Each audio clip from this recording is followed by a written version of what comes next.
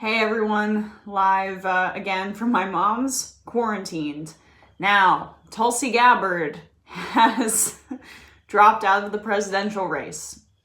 Yes, she remained in the presidential race for a long time. She finished with only 2 pledged delegates, and now Gabbard has endorsed Joe Biden on her way out. Another signal that, Joe Biden's the presumptive nominee at this point. I thought it was a nightmare, but no, it's just the reality. So I'll read a little from Politico, which broke it down. Today, I'm suspending my presidential campaign and offering my full support to Vice President Joe Biden in his quest to bring our country together, Gabbard said in a video statement posted online. In endorsing Biden, Gabbard said that although I may not agree with the vice president on every issue, I know that he has a good heart and he's motivated by his love for our country and the American people. I'm confident that he will lead our country guided by the spirit of aloha, whatever that means, respect and compassion, and thus help heal the divisiveness that has been tearing our country apart, she added.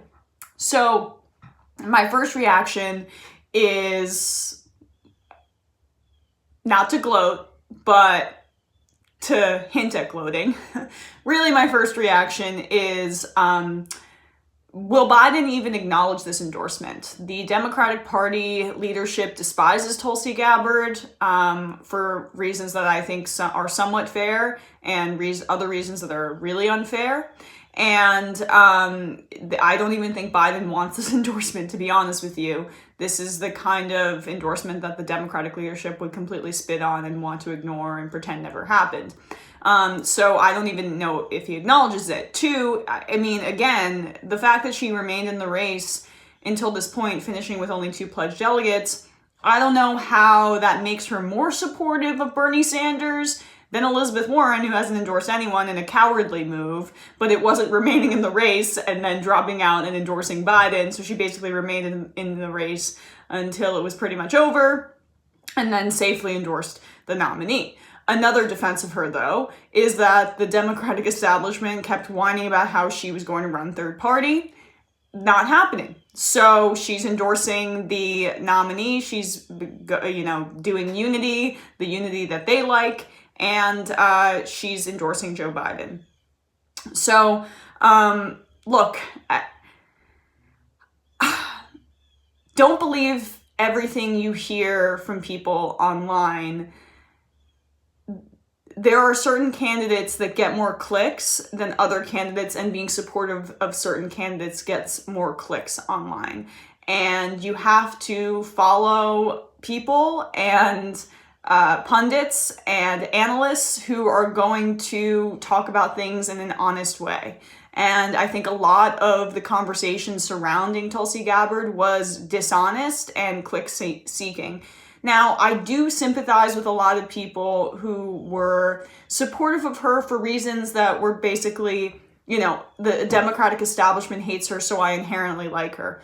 I get that. I think it can be both things, right? I think that she represented a lot of toxicity in elements of Islamophobia, being supportive of Narendra Modi. She didn't sign on to Medicare for All in its first iteration. She came around again, so if we're talking about progressive bona fides, I think Elizabeth Warren, who constantly was in my mentions being compared to her, who initially co-signed with Bernie Sanders and co-sponsored that bill, I think that's more progressive. Tulsi Gabbard has not been consistent on issues of war and peace and has been aggressive on issues of torture and other things. I like, in theory, a candidate that's going to be talking about, ending the military-industrial complex and running on that, but I don't think she was consistent on that. So overall, I've been very critical of her candidacy, I think justifiably so, but I will say I do understand the inclination to want to support her because the Democratic establishment is so horrific and just, we're so vitriolic towards her.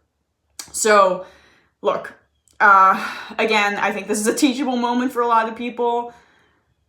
Follow the full track record, listen to people who I think are going to give an honest analysis of these candidates. Tulsi Gabbard didn't even mention Bernie Sanders in this video from what I watched. So I don't know how one can say that she is supportive of progressives and supportive of Bernie Sanders when, again, she remained in the race instead of throwing whatever little weight she had, electoral push behind him earlier on when she had zero chance of winning, and now is dropping out, not mentioning him and endorsing Biden. So that's not a progressive for you. And I don't say that lightly, because I also just don't think her legislative record backs it up. I will add, I was happy that she was talking about drug decriminalization. That was one issue I will give her credit on. But she's not running for Congress again. She's not going to be a congressperson after this term. I don't know what her future holds, but something tells me it's a cable gig. Something tells me it's a Fox News gig. Have a good day, guys.